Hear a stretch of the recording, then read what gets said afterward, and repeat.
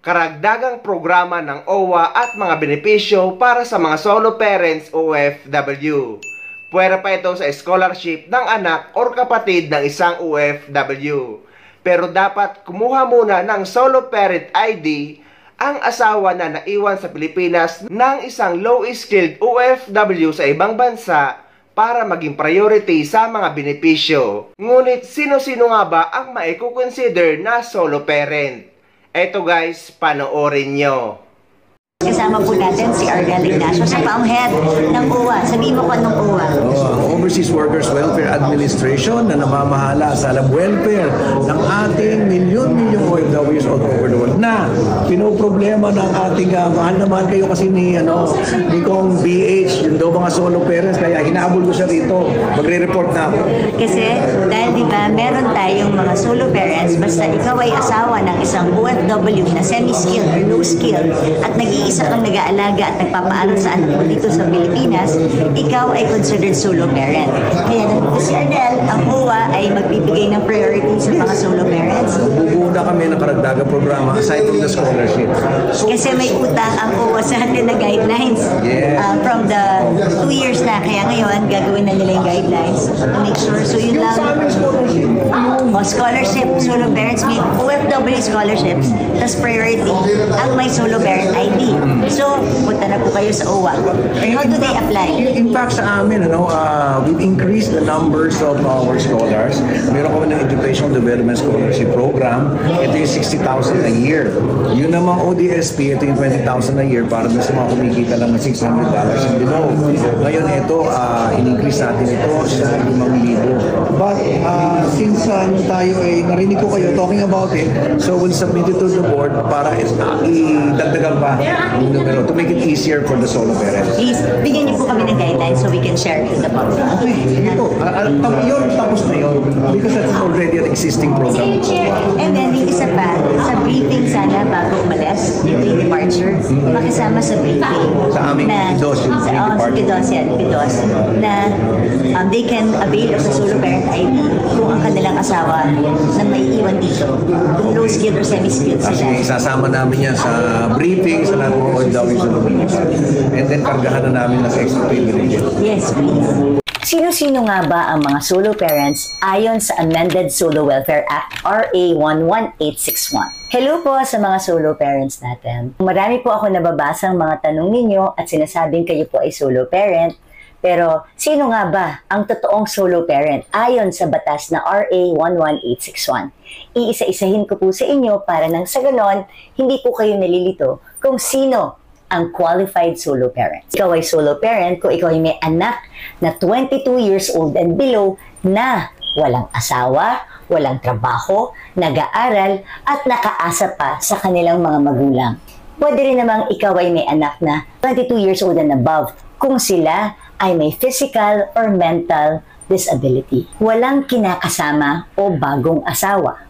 Walang co-parent na matatawag. Kaya kung may jowa ka na tumutulong sa'yo sa bahay para sa gastusin para sa inyong mga anak, hindi na po kayo solo parent. Noon ha, pumapasok sa alin sa mga sumusunod na categories. Letter A, nanganak dahil biktima ng rape. Letter B, namatayan ng asawa. Letter C, nakakulong ang asawa na may 3 buwan na. Letter D, may physical or mental disability ang asawa na nakakahadlang sa pagiging magulang. In other words, kung meron kang asawa na may sakit at hindi na makatulong para sa pagpasok ng pondo sa tahanan. Letter E, legal o de facto ang paghihiwalay ng may 6 months na ang nakalipas. Kung ikaw ay hiwalay na sa iyong asawa ng more than 6 months. Letter F, pagsasawalang bisa ng kasal o pagdaan sa diborsyo. Kung ikaw ay annulled na or kung divorced ka sa ibang bansa. Letter G, kung ikaw ay abandon or iniwan ng asawa na may more than 6 months na. Letter H, asawa or kamag-anak ng low or semi-skilled na OFW na may 1 taon na sa abroad. Ang aplikante ng solo parent ay hindi dapat kumikita ng mahigit sa 250,000 kada taon. In other words, kung ikaw ay may asawang OFW, na low-skilled or semi-skilled lang at below 250,000 ng income, ikaw ay pwedeng i-consider na solo parent, lalo na kung yung asawa mo ay 1 taon na sa abroad. Mapapanood nyo rin yan sa video na to. Letter I, nanay or tatay na hindi kinasal na nangangalaga ng anak. Letter J, legal guardian, adoptive or foster parent na may kaukulang dokumento galing sa tamang ahensya ng gobyerno. Basta nag-iisa ka lang ha, kaya yan solo, nag-iisa. So hindi porkit ikaw ay legal guardian, adoptive or foster parent, ay ikaw ay solo parent na. Dapat nag-iisa ka, wala kang partner sa pagtataguyod ng adopted son or daughter mo. Letter K, kahit sinong kamag-anak na nasa 4th civil degree of consanguinity or affinity under the following conditions. Patay na pareho ang magulang ng bata, inabondo na ang mga bata ng may 6 months na nakakalipas, matagal nang nawawala ang mga magulang. So yun naman po ay para sa mga kamag-anak na nasa 4th degree of consanguinity or affinity.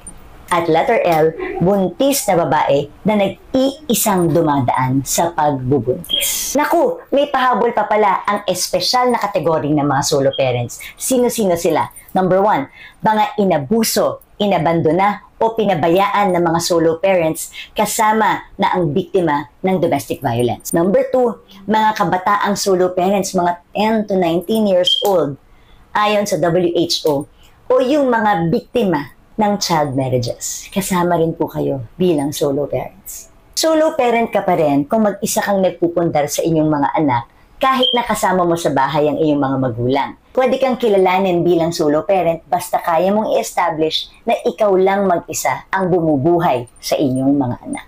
Sana po naliwanagan po kayo kung sino pa talaga ang mga solo parents.